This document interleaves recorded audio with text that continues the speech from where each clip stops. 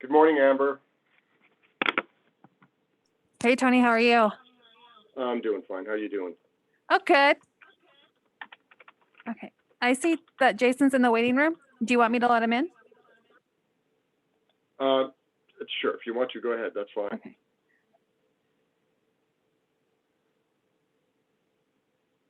I'm also going to let the CDE people in too. I see them here. Great. Thank you. Sure.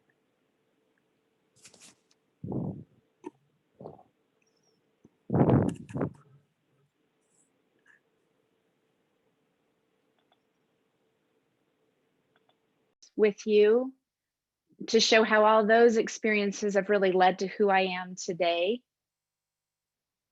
And to let parents know it's never too late to start, no matter how old your kids are. If they're teens, young, take any opportunities you can give them.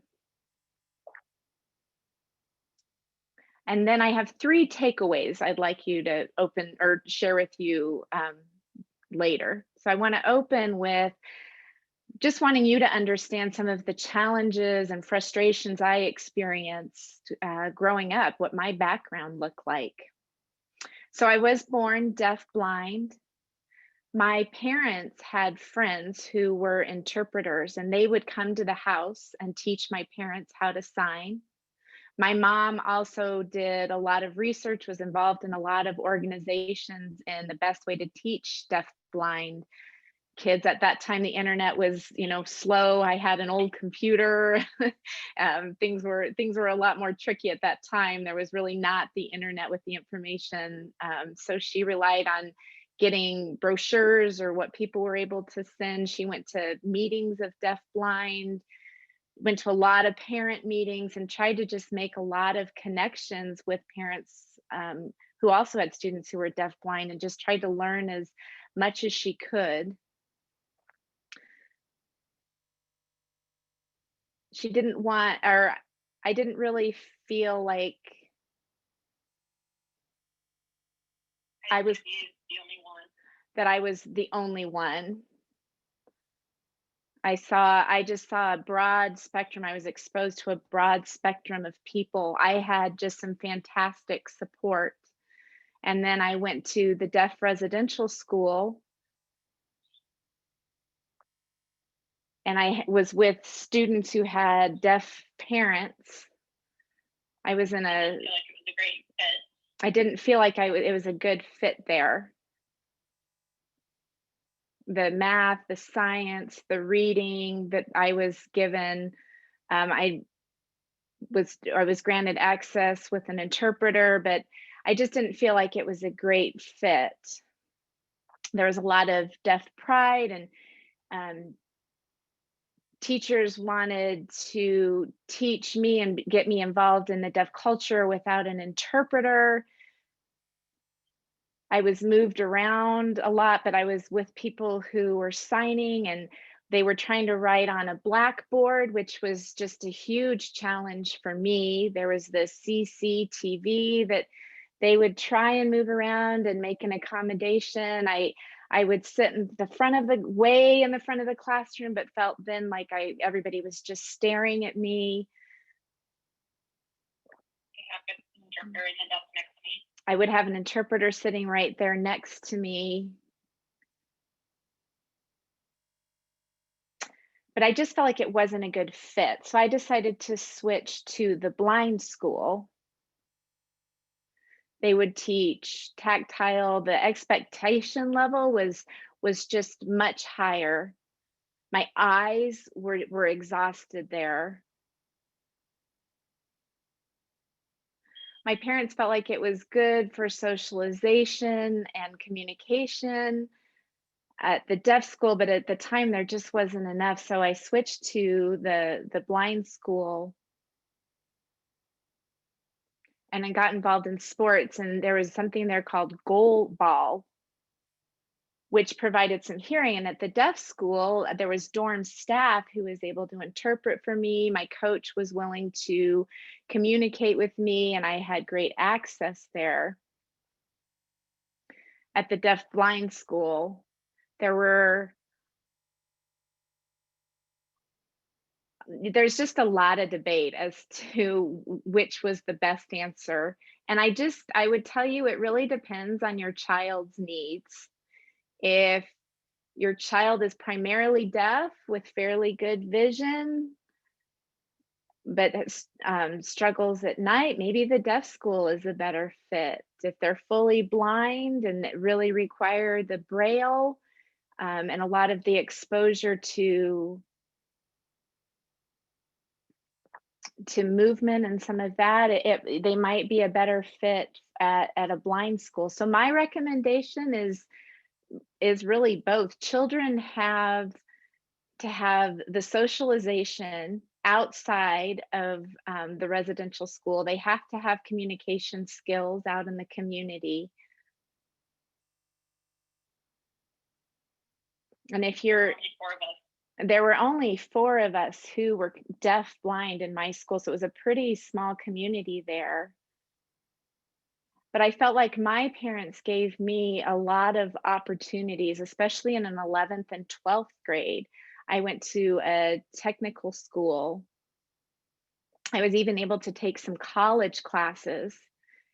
And that really gave me some real world experience about how hearing people communicate. And I was having to start to decide for myself what I wanted things to look like. I had lived in the dorm my whole life. I had to follow their rules. We were very, very closely monitored, but to get out in the world and see what that actually looked like and how people talked about things, I think I matured a lot in that time, and I'm really happy to have learned. I had a lot of embarrassing moments. I didn't necessarily know what to expect or what was expected of me, but I would encourage you parents to really seek out opportunities for your children to get involved and to really be able to socialize. I feel like it is so important. And a lot of parents don't know where to start with that, which is understandable. It's fine. There's a deaf blind project at the state, and there's so many resources for parents. So I know it can be intimidating, but I would encourage you to get out there and really seek those opportunities. When I got into college, so I went to a high school, and then I transferred to the college program. I applied to college. I was in and they helped me be prepared and have some independent living skills as I transferred to college. I got to practice. I had a mentor. I practiced going to the cafeteria. I knew what I needed as far as interpretation and all of that. And doing that beforehand really helped. So when I showed up on the first day, it wasn't as overwhelming. Another great tool. I would really encourage you to take advantage of those opportunities to get your kids into a program that helps them transfer from high school to college. And sure, going through that undergraduate program was just a huge difference. There's a lot of resources available, and there's a lot that's changing, and I can give you examples. And I don't think there has to be one final decision. I think there's time to evaluate things, make a good match.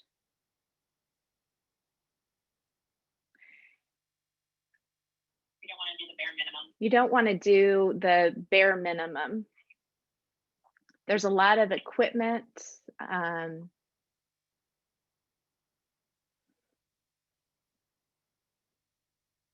There's just a lot that a deafblind student needs. I can give you a lot of examples. They might have cochlear implants. There's a disability. There might be a disability counselor recommending, closed captioning for movies, but oftentimes that closed captioning goes so quickly that there's a lot of information that they also still need from an interpreter. So it's getting all those services and equipment set up in the university setting. And you don't want it to just be good enough. We want to make sure that we're reducing any nervousness, any tension for these students. We don't want to add extra burden to them. Them having the same experience it's really important for them to have the same experience as every other student. And it might sound like you're making a lot of requests and mandating a lot for the student, but they deserve full access and independence, and it'll really be such a good experience for them if they have that.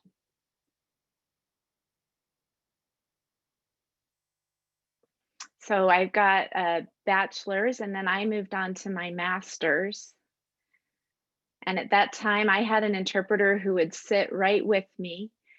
Teachers would email me the PowerPoint before class even started, so I could have my laptop right there. And then the interpreter wasn't having to look behind them and figure out what the PowerPoint looked like. It was right there on a screen in front of us. But it was sometimes used up a lot of time too, because we were trying to figure out, the interpreter and I were trying to figure out, which slide we were on, and it was overwhelming sometimes. And there was a lot of misunderstanding, if the teacher were to add in a funny meme or were to add anything into the slides last minute, it was really hard when teachers made last minute changes. When they would write on the blackboard in math or economics or any kind of statistics class, there would be formulas, and the interpreter then would have to copy it right onto my board that was right in front of me, and it didn't always work smoothly, especially in math classes. There were a lot of challenges I faced in the classroom.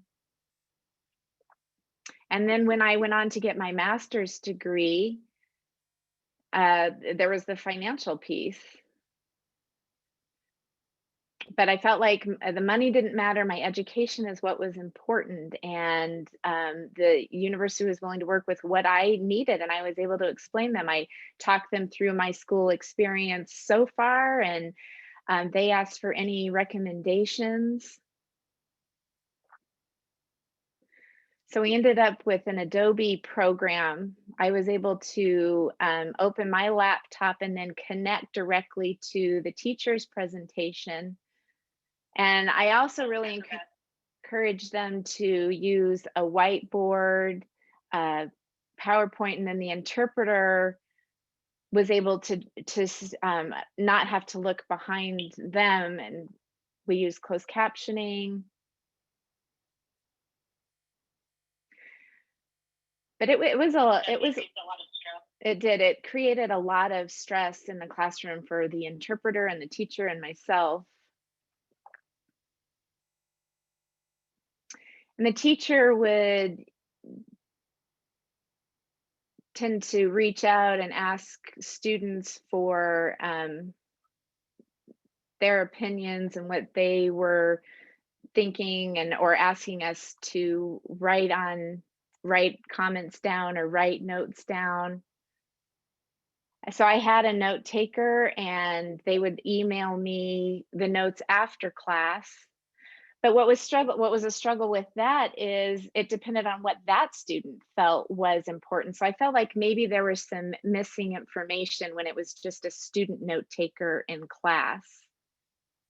So my counselor recommended a cart, or I think at that time they were using something called Scribe. I think it's the same thing as cart now. So I would have 2 laptops, and then I would get just a running stream of the whole lecture. And so I would get the raw notes from a classmate, or maybe have, that were 3 pages long, but then I could look for keywords, I could look for homework, any tips, that kind of thing. But I wasn't having to ask students anymore to take notes with this cart system. I was able to go through and look for those things myself. And that system really helped a lot. Some other situations that came up were just tests. If you were a student in a new environment, you would take a test in a closed room on a different computer. The lighting wasn't good. The chairs weren't comfortable. There was just a lot of things working against you. You were nervous anyway, and your mind just wasn't functioning at its full ability. Definitely caused more anxiety and nervousness when it was time to take a test. Seeing things was a frustration. And I felt like people typically in a test center don't do as well. I don't feel like you have the same ability to answer the questions. So after my bachelor's degree, I decided not to use the testing center anymore. The testing centers I'd been in before, it was a different part of campus.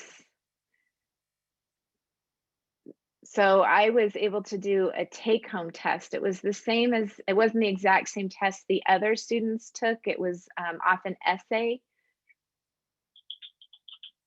And I could do it on my own time. It could take a couple days. But I could type out everything I had learned. And then with that information, the teacher could really see what I understood, the vocabulary I had. And so that seemed to be a good student and system. And the teachers would be able to tell if I'd written it on my own, if it was my own wording versus just copying it from the book. It was pretty obvious. You could see what I knew. And even some life applications, what I was able to take and learn. So that's what my education looked like growing up. Obviously, there were some challenges there. I think communication was the #1 challenge I faced. At the deaf school, people didn't really understand how important proximity was when they were signing to me. I needed to be really close to any TV, and they were always having to make changes and modifications. I had, the interpreter sitting right next to me. I had different laptops, and I was really just trying to figure out how I could be involved. And many deaf students didn't understand how to do tactile signing and how to come up with different games and that I would be able to be included in. And I know it was also a maturity level at that time. By the time I got into college, it was a world of difference interacting with students. They were curious, they were interested, they didn't mind helping me get food and all of that. They were very open, but I know conversations were going on and a lot was happening around me too. But my parents also really encouraged me to talk to them if I to get myself involved in parties and social situations. My parents were just huge advocates for me. And really encouraged me to get out and play sports. My dad especially was a wrestling coach and really wanted me to get involved and learn some wrestling vocabulary. And he was he grew up wrestling too, so he was really interested in that. And my family was just a huge support in encouraging me to do those activities in school. Okay, I think we might be switching interpreters.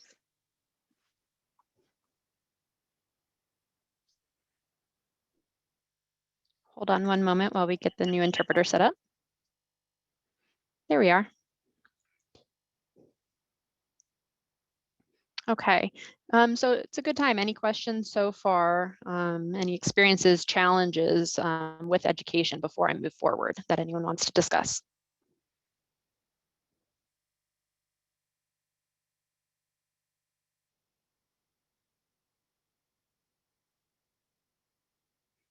Okay, if any questions do arise, please go ahead and put them in the chat and the facilitator will speak them out for us and I can go ahead and answer any of those.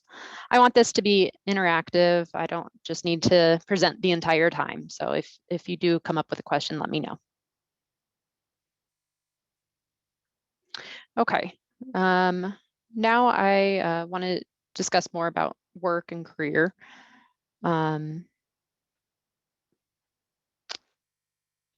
I worked for the Department of Homeland Security, industry, TSA, airport security. So checking luggage, you know, before flights or things like that was my responsibility. And I would also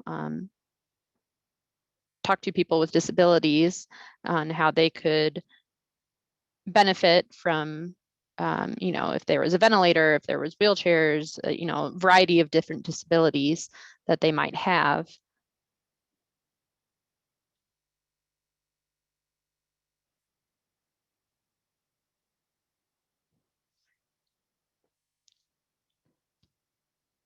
If they were to use Braille, excuse me 1 second.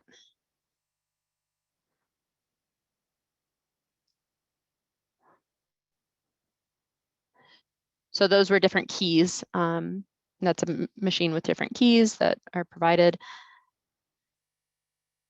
And different devices may be approved or not. So I helped develop a program based on experiences. And if they had any questions regarding travel or disabilities, service animals, et cetera, I was happy to help. Rules do change with that often. And so I would suggest checking into that, making sure you have everything that you need before travel. A tip that I want to give to you all is for service animals.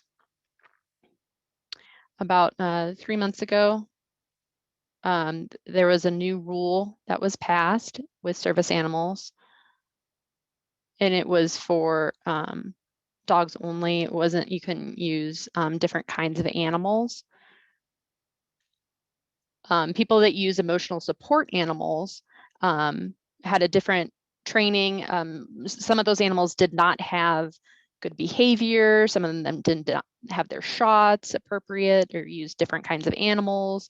And so there was a lot of bad experiences with that and a lot of taking advantage while on airlines. And so I do have a lead dog, and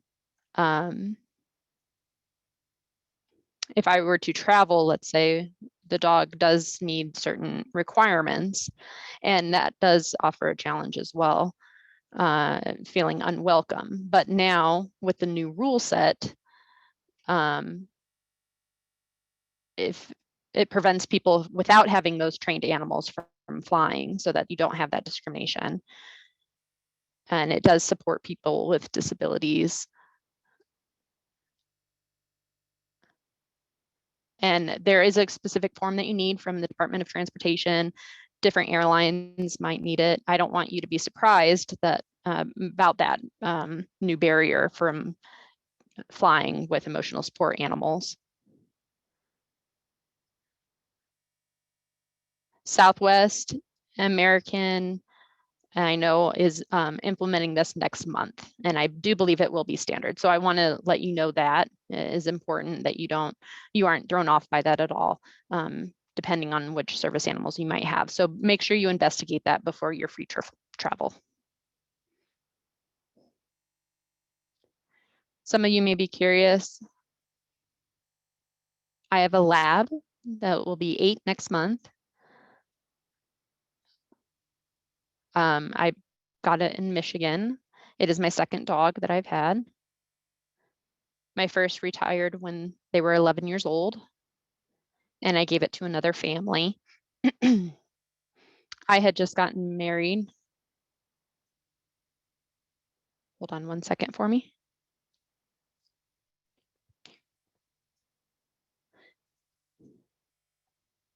I just had just gotten married, and we lived in an apartment, and they did not allow pets at that time. And so we decided we couldn't afford the dog, and that was a real challenge for me. My partner wanted to keep the dog, but we were able to, when we bought a house, get the second dog. It was a nice townhouse. It was very comfortable. I got my office set up, space set up. It was very comfortable there.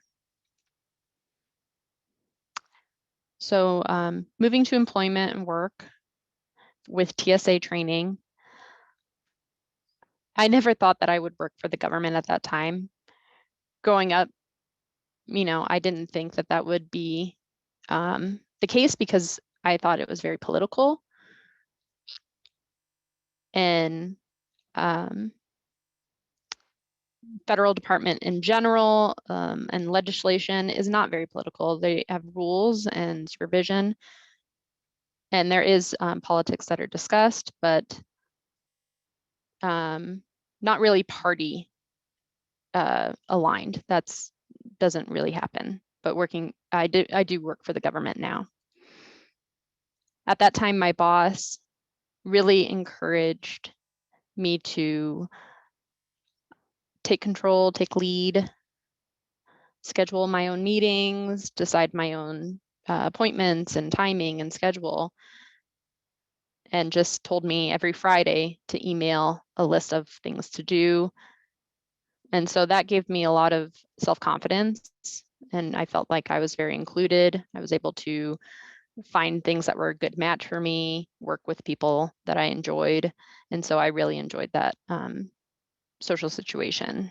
So they decided to hire me after that internship. And I hadn't even finished school yet. So after I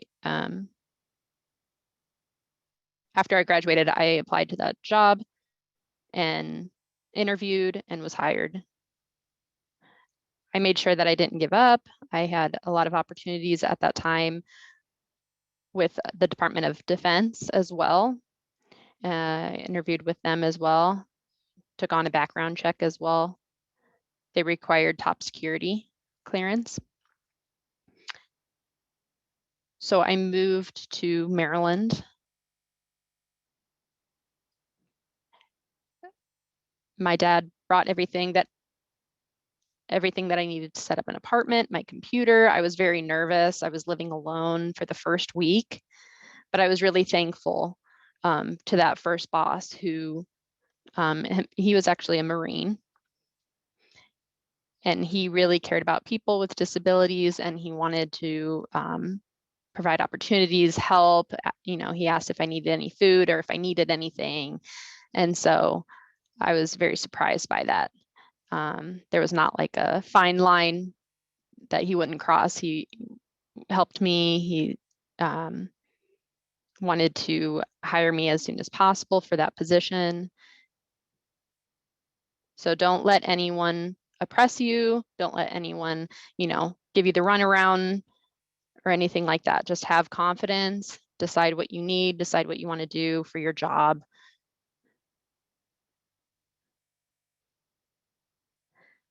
I was not used to it at that time though, because high school and college, I was used to teachers telling me, my homework and things that I had to do and different events or activities that I would go to. So a job, is your own decision that you can make.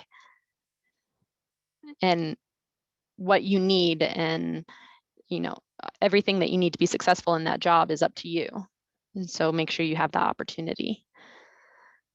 And that Marine encouraged me to move to a different location. So I had a new boss actually.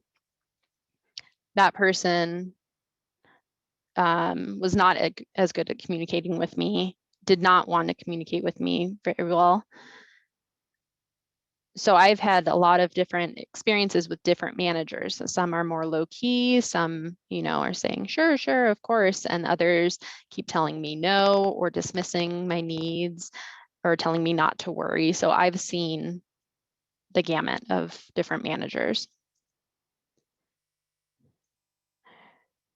Somebody who is willing to be involved, has the right attitude, the right energy is really important. And working with me added time for me, had support for me, and that was invaluable. And that first manager was obviously that. I like the type of energy that doesn't make me feel left out or anything or unique, just involved.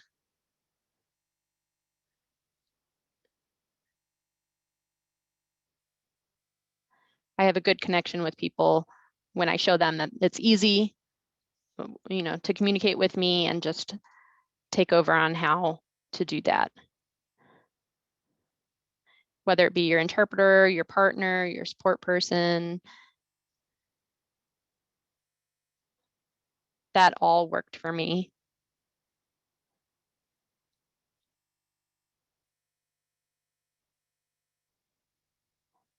It was good for me to get the same experience as those who traveled as well. And I was able to see from a different perspective. I've had the same experience of others, and so I want to share that with you as well. A good experience that I had was in Australia. I was in Sydney, and there's the famous bridgeway there. And people can climb up that bridgeway.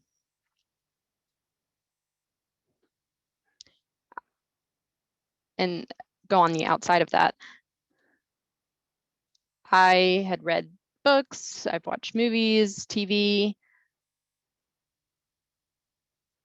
I didn't understand exactly what to do, but my husband explained to me about the bridge and how you could scale it. I thought he was crazy. I thought, how could you do that?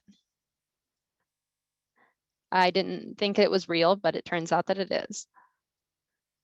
So imagining how to do that, scale that bridge and climb up that was hard for me to imagine.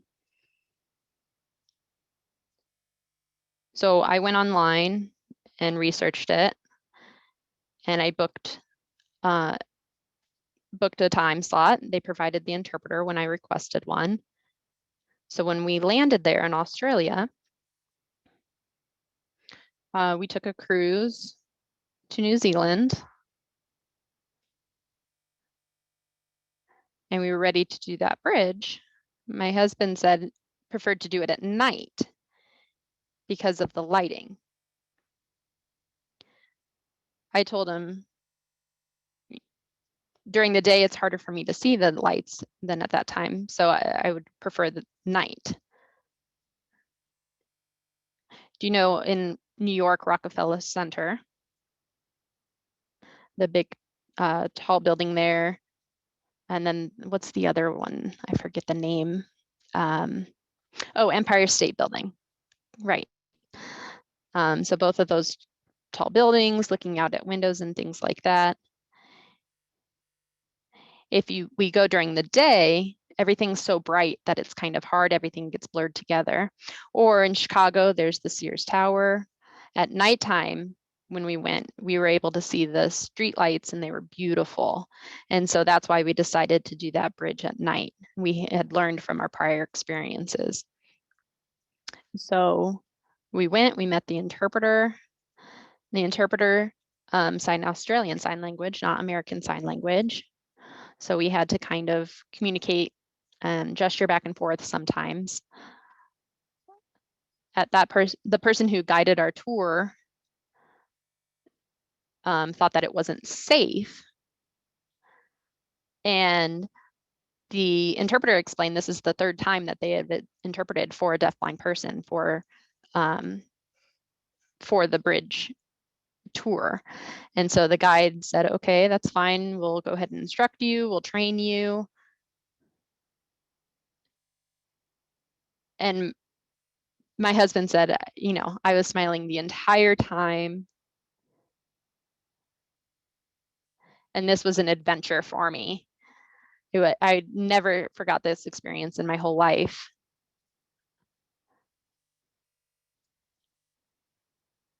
So if you have good physical ability, I thought, why not? This was amazing. And that just goes to show you, my husband and I had the confidence, we went, we had the experience. We had so many different experiences there. It was great. So I want you to explore, be creative with your children, and provide as many opportunities and experiences as you can. One negative experience that I had, I went to Cancun. I was walking down along the water. my husband and I love hiking, and so we wanted to support each other, but someone kept telling us, no, it's not safe, you're deafblind, it's not safe. And so we just were stuck. We were confined to the beach.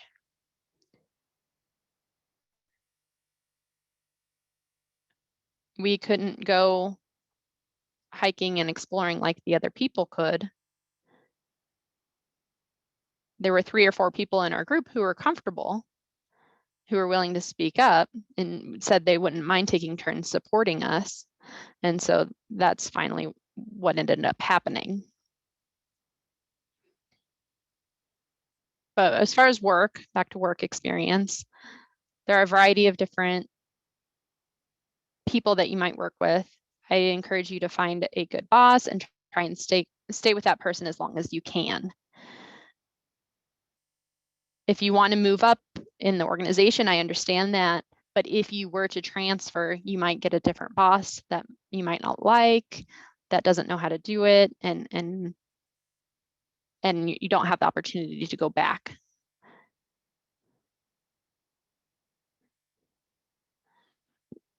When I left the government, they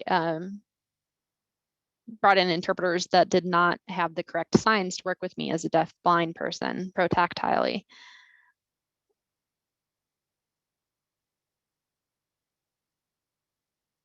I signed protactile, and they did not have, I didn't have the access to the information surrounding me and what was going on. So it caused some decline in my work. So it looked bad on me. My boss said you couldn't blame the interpreter because the interpreter was just facilitating information. But for example, the other interpreter, Kathy, if they were to say, repeat, repeat, repeat, or, let me know that without letting me know if anyone was laughing or crying on screen or anything like that, that wouldn't be access. I wouldn't have the relationship with the audience that I would like through the interpreter. If the interpreter gets everything that I'm saying, lets me know if you're laughing or smiling, doing their job, that's different. So a lot of the time, my boss would hear, a story from someone and another story, and they would be complete opposites.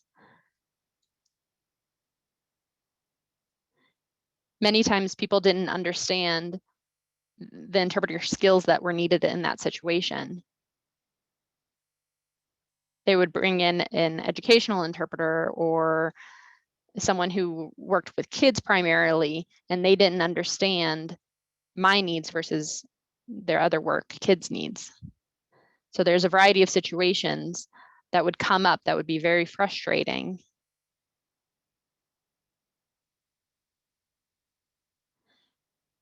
And so it would depend on which story the parents would get,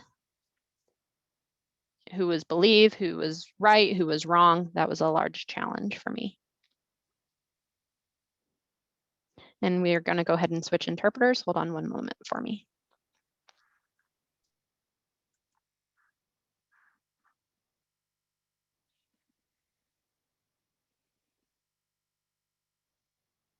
All right, any questions so far from anybody? In regards to either education or work, accommodations?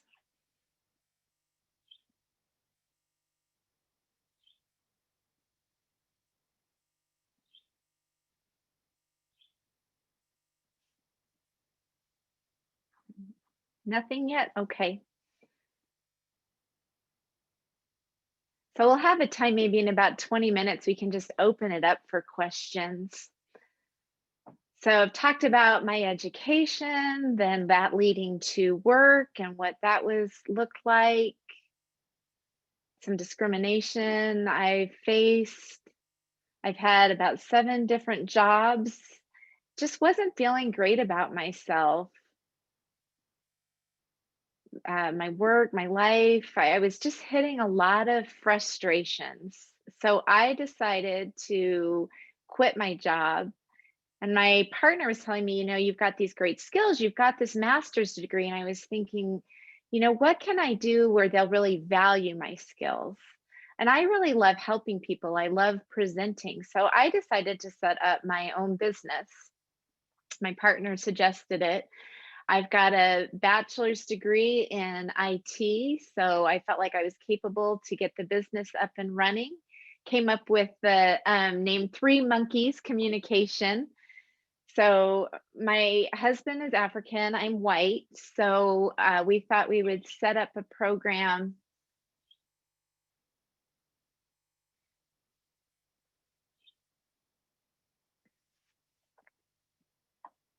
There weren't a lot of programs for deaf growing up where my partner lived. He never really saw any deafblind in his country, in Taiwan. Never, and even in his travels to Hong Kong, Japan, China, Vietnam, everywhere he traveled, he really hadn't seen anybody. So he felt like it was important to set up a program for people in Asia. So we decided to, I don't know if you've seen the kind of meme with the monkeys with over their hands, mouth, or their mouth, their ears, and their eyes. So we had the monkeys covering their eyes.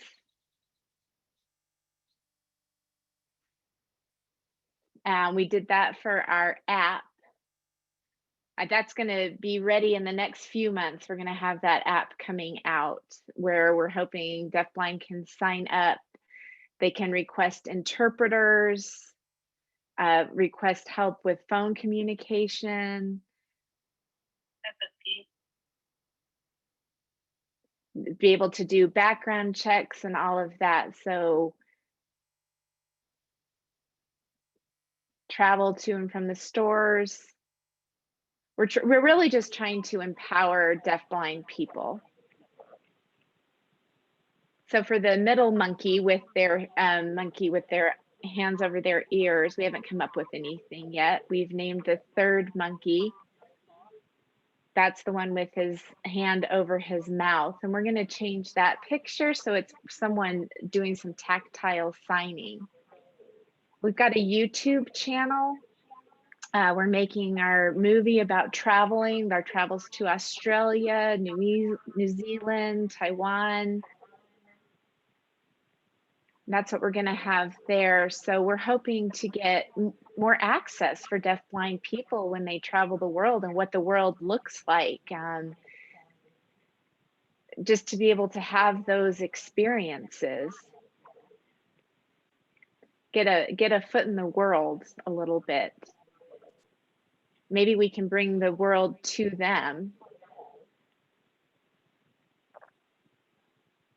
And just some tactile experiences.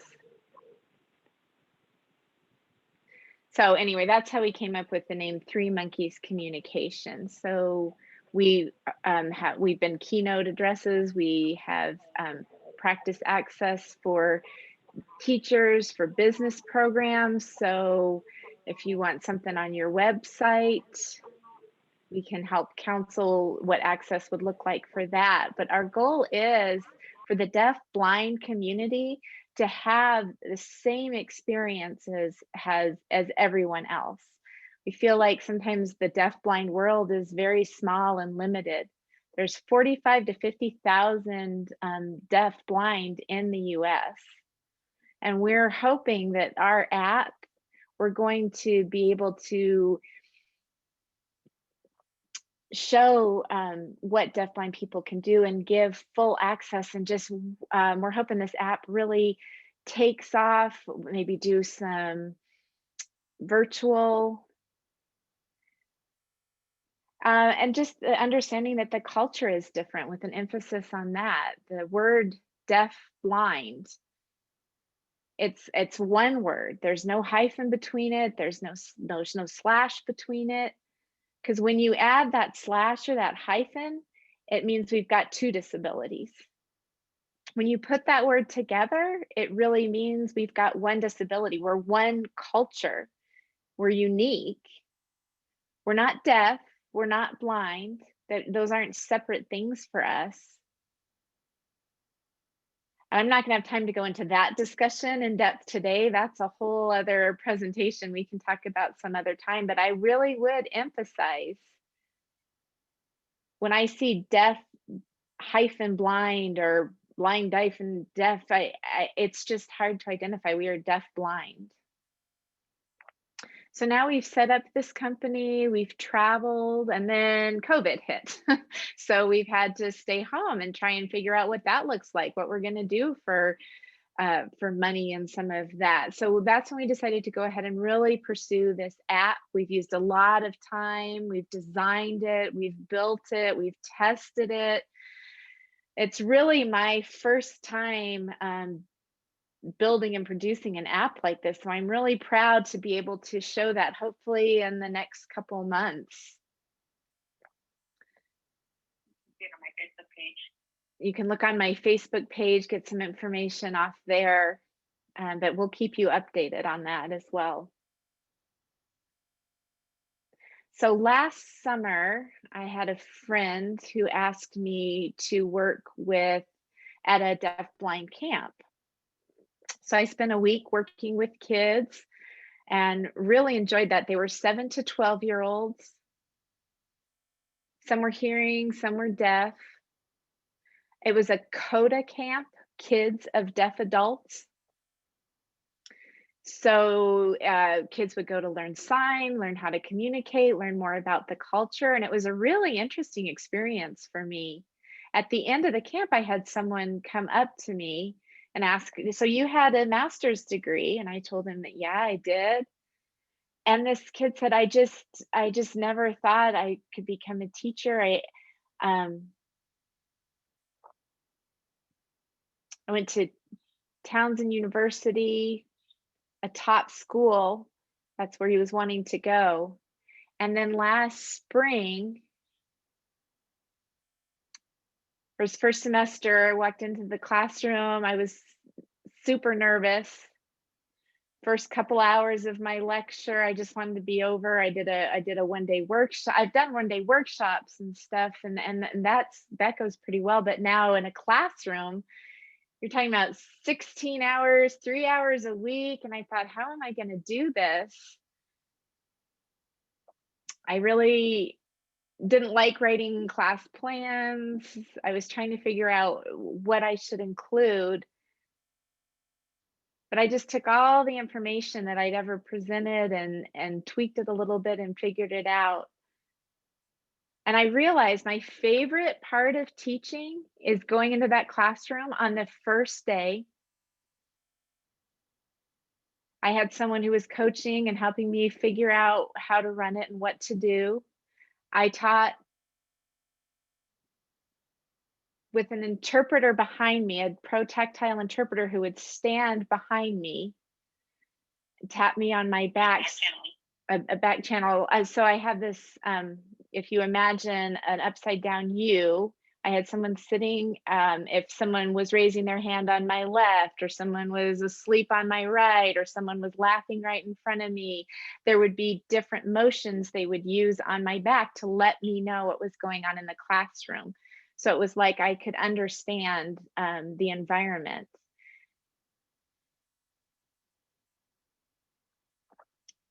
That's why having interpreters who really help me know what's going on with my audience is so helpful with this pro-tactile interpreting. If you're a deaf presenter, you can at least see what's going on and get those visual cues. You know, I would ask if there's questions about homework, and I would be able to direct my attention to the part of the classroom where the question was coming from.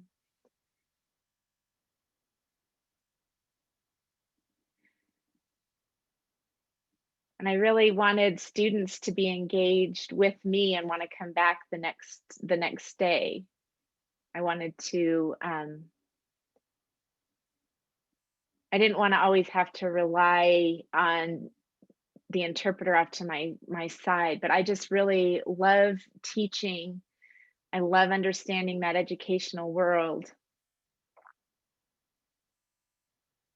I like coming up, what was my grading system? I got to decide what the classroom looked like. And if I didn't like something, I could make changes and decide things for myself. And I felt like students could get involved. I'd know when they were raising their hand, I could really be directional with my students. And I just feel so good about teaching.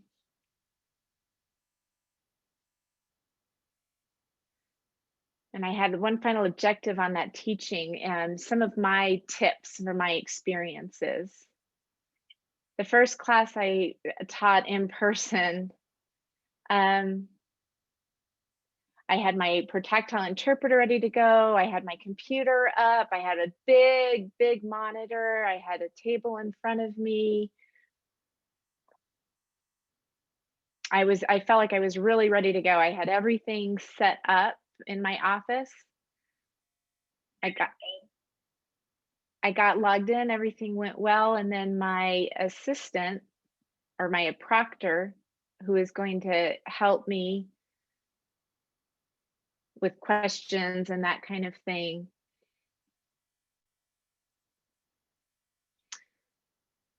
I had a student email me after class. I just had all the resources put in place. I felt like I was ready to go, and I had all the accommodations I needed.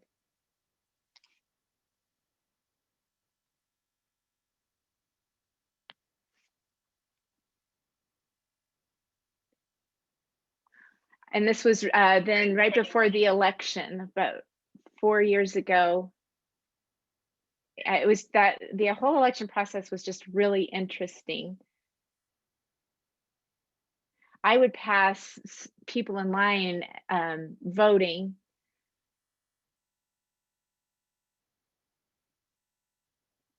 I had an interpreter ready to provide support.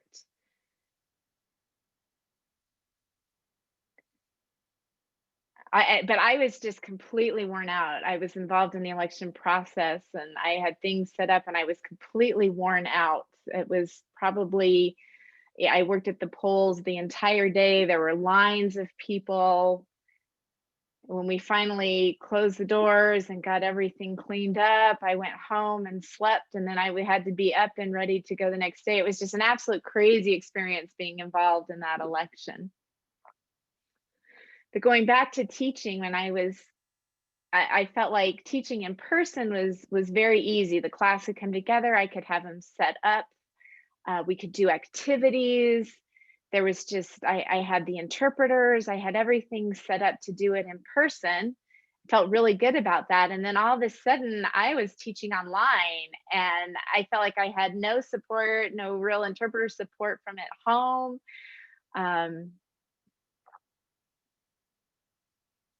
I would have PowerPoints and movies. I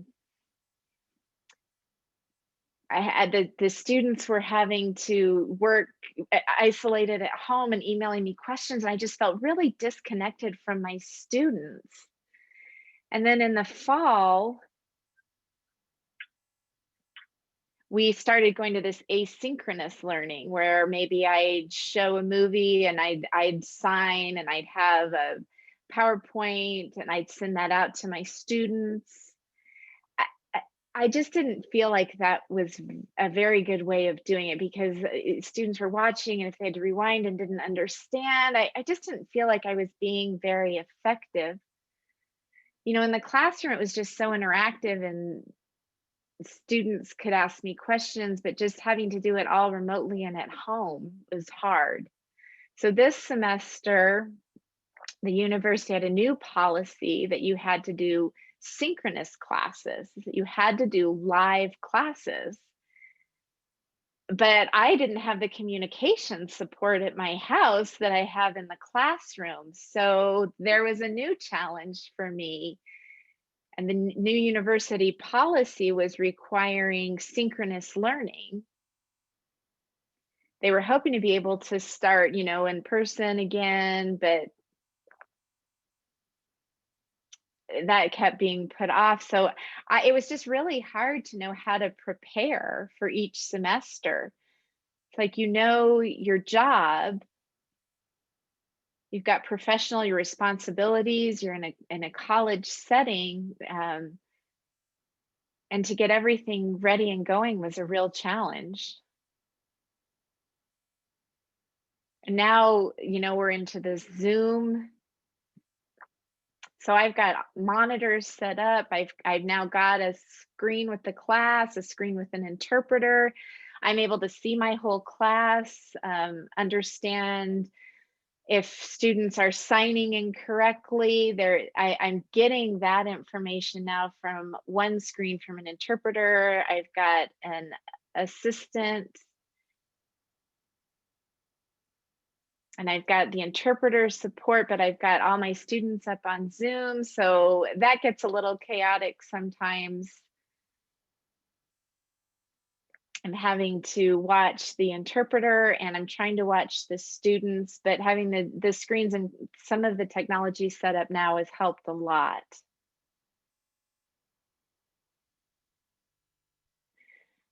I had to figure out if I wanted a PowerPoint, what that looked like and where that was like on the screen. And then I had this third screen with the PowerPoint set up and trying to figure out where everything and everyone was on the screen. So I'm not a big fan of PowerPoints during presentations. That's why I had that one sheet handout. It's simple, you could read through it. And then I feel like it's better to just sit and be able to watch and understand what's going on. And that approach has been just a huge improvement for me. It's hard to watch movies and then watch someone signing and watch a PowerPoint and watch someone signing. I like the spotlight feature. You can pin different speakers, but sometimes even that gets to be a challenge because you're having to put things on hold and figure out who's pinning, and then showing a PowerPoint and a movie during a presentation, unless you've really got the time to get things pulled up, wait, shut things down again to explain different things, it just takes more time. So some tips I have for Zoom, there's tools that you can use. You can have different backgrounds. It's really, it's great. And you can move yourself. Oh, and you can move yourself around and have yourself highlighted with different backgrounds, but it makes everything really fuzzy and hard to follow. So I do not recommend using those backgrounds. Really, I mean, a black background, dark background is really the best. It works well. Your hands are clear.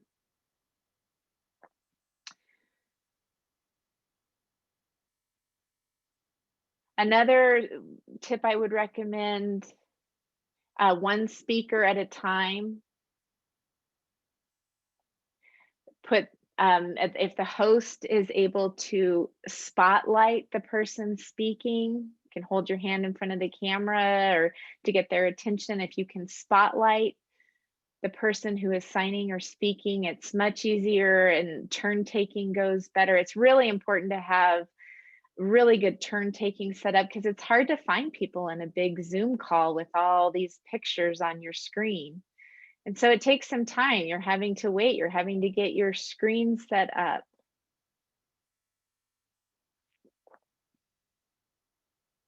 And I know there are a lot of those live presentations on Facebook where people are flipping back and forth. It is not deaf friendly at all. I know people like to see both faces, and I understand that. For me, having one person that I can see fully on my screen is just so much better and easier. If you've got a white background or a wall with a lot going on behind you, if you've got a window off to the side, it's really difficult to see you on the screen then. At the university I work, the deaf program, we've agreed to really provide great support. The syllabus even says everybody must wear dark clothing, have a dark background. If you are not, you will get points taken off. That's just classroom policy. The whole classroom and deaf studies has to follow those protocol. Because if they're wanting to become interpreters or work with the deaf community, they have to respect that and get used to the idea. It's what, because I know people love to show their school spirit with their mascot on the shirts, and or having class from in bed where you're stacked with pillows on either side, but all of that is so visually distracting. And as a deaf-blind person, when I'm teaching online all day, my eyes are tired. So for both students in the class and instructors, just to be respectful, you're showing respect both ways when you have appropriate clothing and appropriate background. You want to make sure, as a student, make it easy for your teacher. Don't play with the background. It gives me a headache as a teacher. There's a lot of visual distractions and it wastes a lot of time. And then I feel like if students can just get used to some of those protocols, it will be better. And as far as student tips, I recommend communicate with your teachers, even ad hoc teachers. If you have ADHD. If you have ADHD, there's just, and you have a lot of needs, just the biggest thing is communicate with your teacher. Let them be clear about expectations. Don't wait till you're failing at the end of or halfway through the semester before you're emailing your teacher and telling them you need support and help. Don't wait. We're happy, teachers are happy to set up special meetings. Let them know what you're needing. If you've got ADHD and you need to move, or just let them know what you're needing.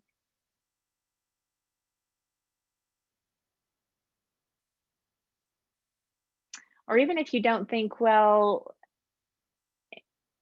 it's not like a disability, it's just ADHD, I have a hard time paying attention. I understand that. Maybe there's even possibilities, also I think if you're willing to work with the teacher one-on-one, and it improves your self-confidence.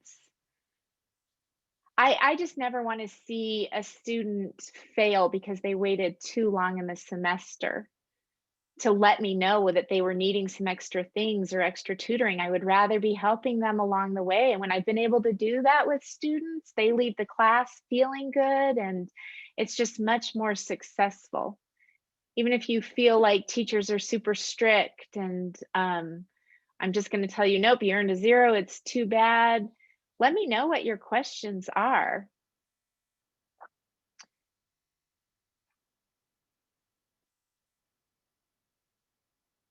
We want to know your goals. We want you to be involved in the learning process. We want you to leave the classroom feeling successful. So I'm not often strict on deadlines and times. If you're communicating with me, I'm willing to forgive quite a bit. If you're needing an extra week, but you're doing really good quality work, you're showing a lot of effort and motivation, I'm going to understand that. I want you to feel motivated. I don't want you to feel frustrated and just want to give up. I'm probably not going to tell you, nope, just too bad.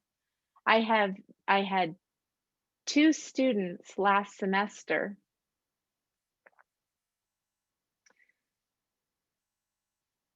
who just weren't putting forth the effort. I had one student was missing homework, wanted to be able to retake a test.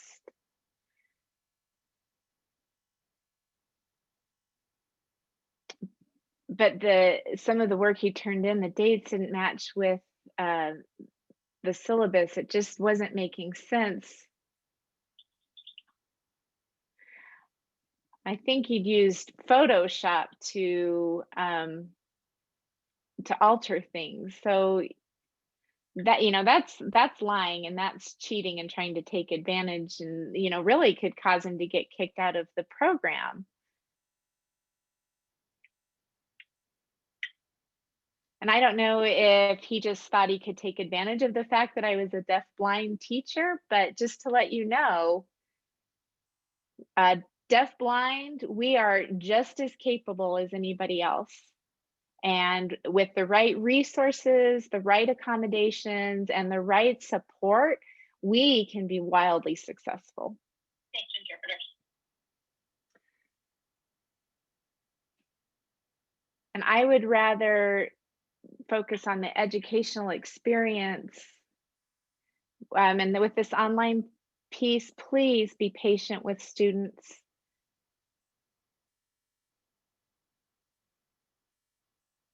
Sometimes students are trying to do Zoom on an iPad or versus a computer.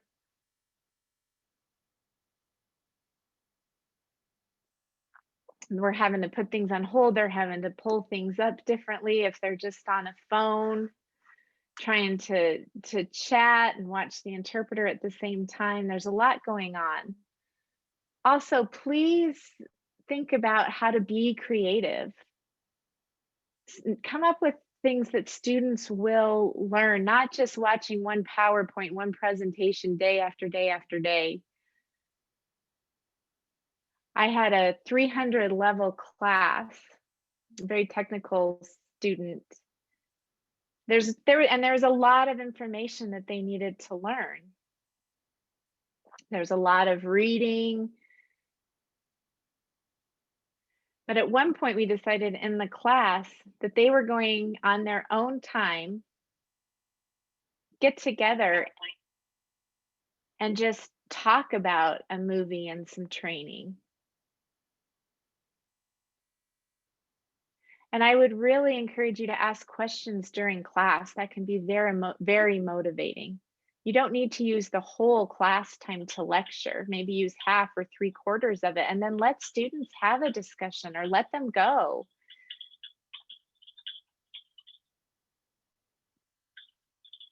It's better than just showing screen after screen after screen of slides. Because students really start to zone out after a certain amount of time. They need the interaction.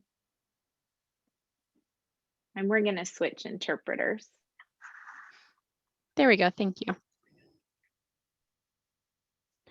Yeah, you don't want students to just be bored looking at the screen the entire time. Be engaged, have different tools, teaching styles so that the students are interested, playing games, showing videos, different things. The teaching is not easy. I have to alter my class preparation because reading materials, books, things are very old and outdated. And so I have to adjust constantly. I'm busy working on my own teaching, my presentations, putting together everything for my classes. I do enjoy it, but I think it's important to have everything translated, to have everything accessible in my classes. And, it's hard to know, how do you measure the impact? If we make a large profit in business, that's our impact. But,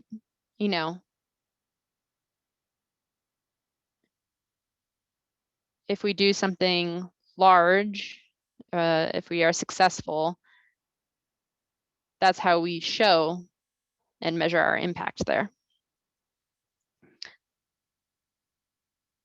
For teaching and teaching a classroom, all the students, your goal is for them to get an A, but of course, sometimes that doesn't happen. Like the 2 students I had last semester failed. And you can't let that bother you as a teacher because it's their choices. But you have to decide how you're going to measure success. So I want to use the rest of the time that we have remaining for question and answer. and I'm happy to explain more, anything you're curious about, work, travel, education, anything that I've discussed. I'm happy to discuss more about. Jason, we do have a question from Beck, and he's deafblind and 18 and wants to know if you have any words of wisdom and hope for him.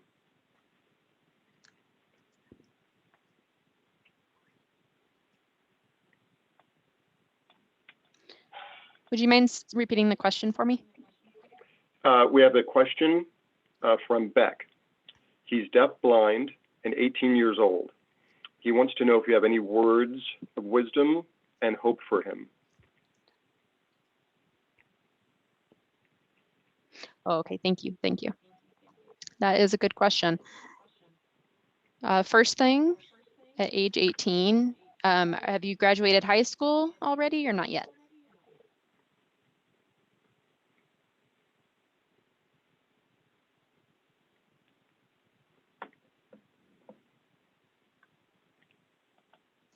He's in 10th grade.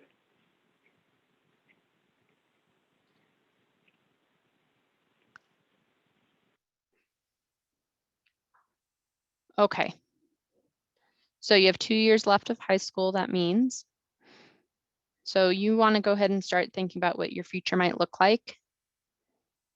You want, if you want to become a social worker, a doctor, a teacher, set up your own business, you know, what do you want your life to look like? And then you have to figure out a plan for college, where you might want to go, start putting in applications, and who your circle of support would be, how they could best support you in your plan and preparation and goals that you set up for yourself, and your work dreams, your college dreams. You know, take advantage of your high schools right now and the opportunities that they're providing you. There's a lot of things that you could do. I don't want you to feel isolated. It'd be good if you could find a mentor as well. Internship opportunities. I suggest at your age and your level, you know, it's a good time. People who are 40 or 50 have a large amount of experiences and a different perspective than you might have. So it'd be good to find somebody who is maybe more aged 20 to 30 years old, like myself, who could support you and have a good perspective for you for your future. Does that answer your question?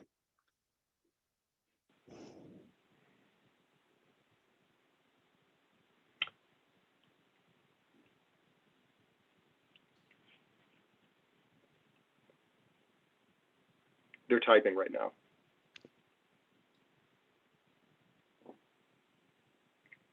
He says, thank you. My mom is now part of Peak. So happy to be part of that family, in that family. We also have another question. Thank you. In college, how time consuming was the process of getting everything in place for you to have what you needed?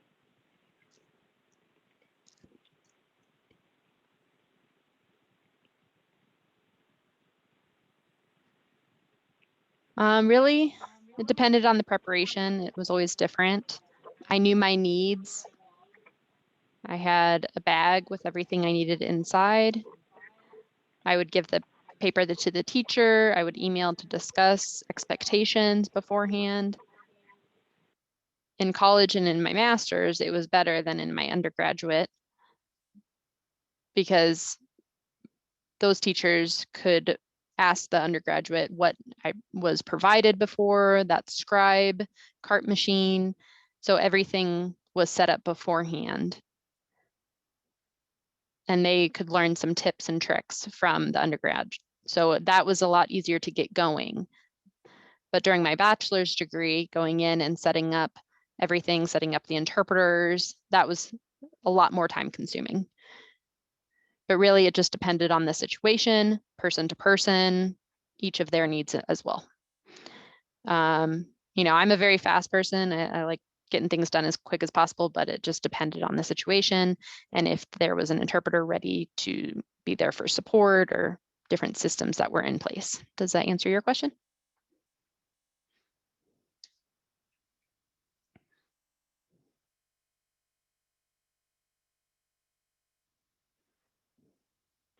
Yes, it does. Okay, great. Next question.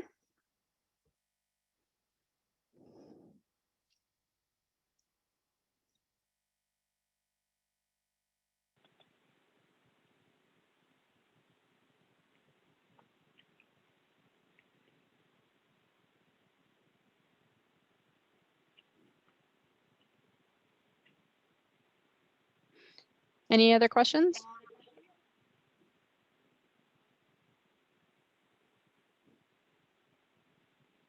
I guess I could add a few things. Well, If you, we do have one more question. okay, go You're ahead. very positive. Okay, you were very positive. Were there times when you felt discouraged?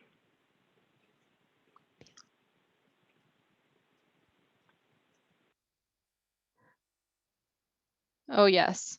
I went through depression, anxiety, frustration, felt like I hit a wall over and over and over.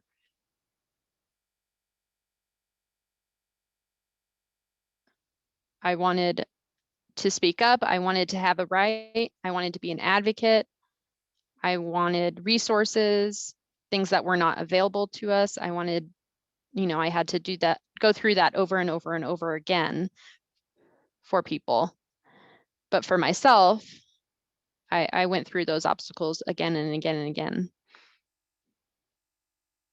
I tried not to get angry, yell. You know, I didn't want it to reflect badly on myself as a person.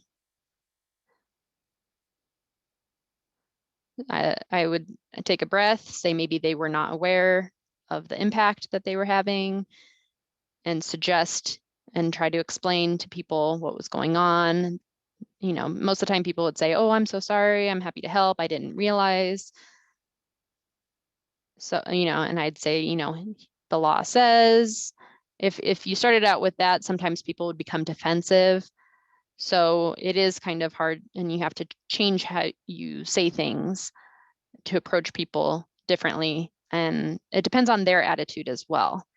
If their ego is large and they're arrogant, you know, they might feel like you're wasting their time, and, you know, you don't want to work with that person possibly. I've been hurt, but I've tried to set those aside and just have a good energy so that I receive good energy.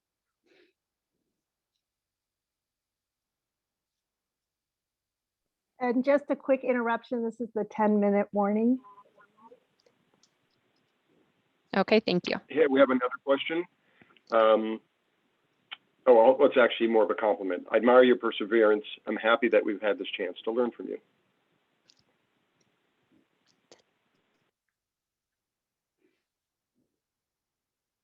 Great. Yeah, I have so many stories, and if you look at the paper on the bottom there, there's a barcode, and it's a new business card. So I'd love to be able to hand those out to everybody, but it was very expensive. So I decided to use that barcode instead as an approach, so people have access to it more easily.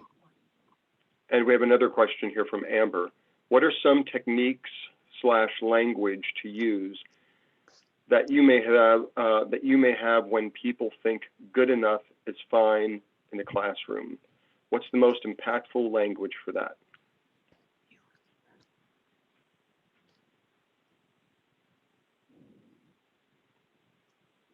Okay, good question. That's a challenge with children. Children are constantly experiencing new things. And so I would just suggest to be reasonable.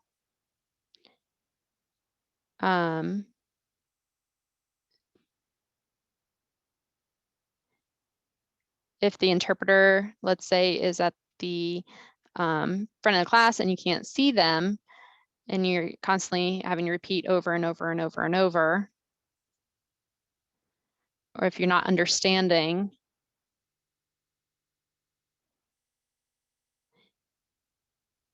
maybe you have to make sure that you're understanding clearly, asking questions about the homework. Maybe your eyes are tired from all of the work. Let me show you this here.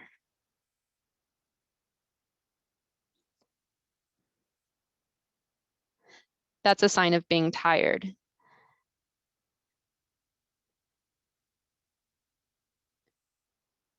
Just be more thoughtful, be in their shoes. If you were in their students' shoes, I would recommend you maybe go to Zoom.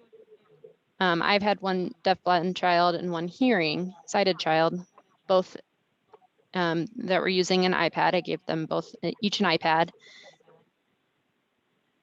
And the deafblind child would see the animal that I took a picture of.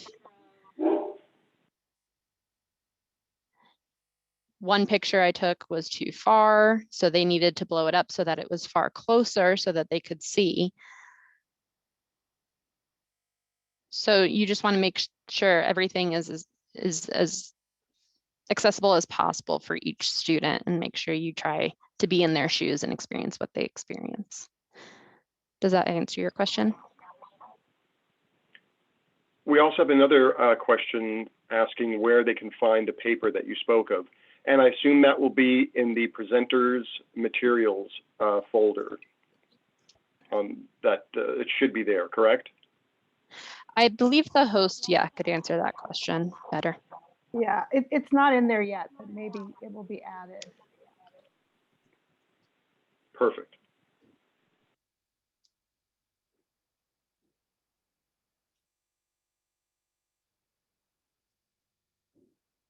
Any more questions? I know that we are going to have to be wrapping up soon. We have one more. What do you do if things are frustrating and seem bleak to get yourself back into a positive mindset?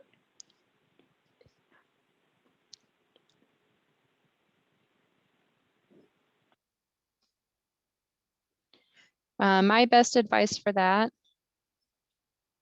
I know some of you have social work support and might use that support.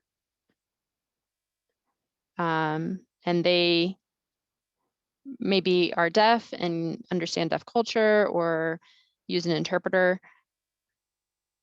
Another set of you might be a little bit more aggressive, find people who you can communicate with directly. For my husband, for example, for a long time, he experienced different situations and, I just didn't know how to help him and fix the problem or anything like that. But now he works in government and he's starting to see things clearer and understand more. And say, I understood your frustrations before. That's very interesting. So feeling like you have support, it's important that you understand each other's frustrations and can help with other people's, not saying, you're wrong, you need to do this, this, or this, just kind of relaxing, taking a deep breath.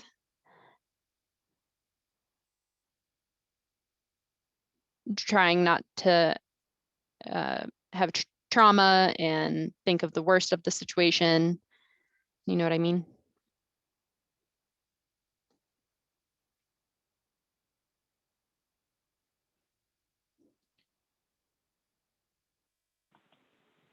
And you've got another comment from Beck. It's just saying, thank you for inspiring me. It's so nice to meet you, and I consider you my mentor.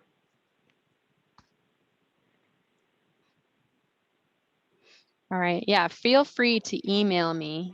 You can get in contact with me, reserve time, schedule with me if you'd like. And the handout that Jason spoke of will be uploaded to the Dropbox, or is actually being loaded to the Dropbox as we speak. All right, wonderful. If you have any feedback for me, please let me know.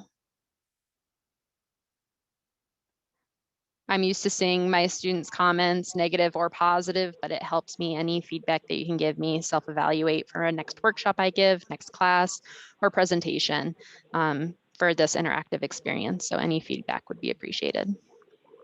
We have one final question before we have to wrap it up. It says, hi, Jason, my name is Liz. Some of my sighted and hearing students have expressed an interest in learning ASL. Do you know of any resources that are free or low cost that are available?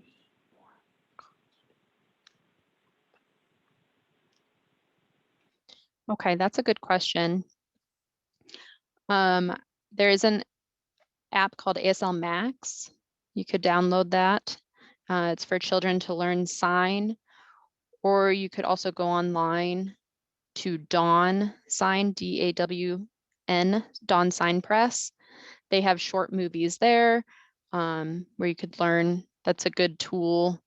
They have a year program. They have college, high school, hospital, different categories that you could use. It's not a full ASL class. You could also watch YouTube, join a Facebook group, deaf group. There's the Daily Moth, it's called. It's a deaf news channel where they sign the news of the day. There's many, many different resources that you can look, use Google, and you could find those easily. I don't know what Colorado provides, but I know of the ones nationally that I just mentioned are provided. Deaf and hard of hearing organization, you could contact as well to provide some resources to you.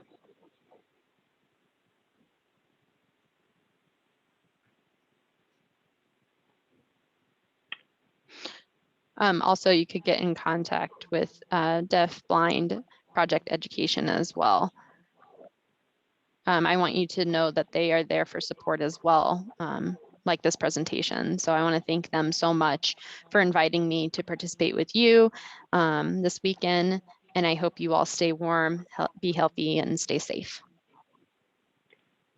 Well, I want to thank Jason again for the wonderful presentation. We truly appreciate it. And thank everybody for joining us. So post-conference evaluations will be sent to everybody. So please enjoy the rest of the conference. And thanks again.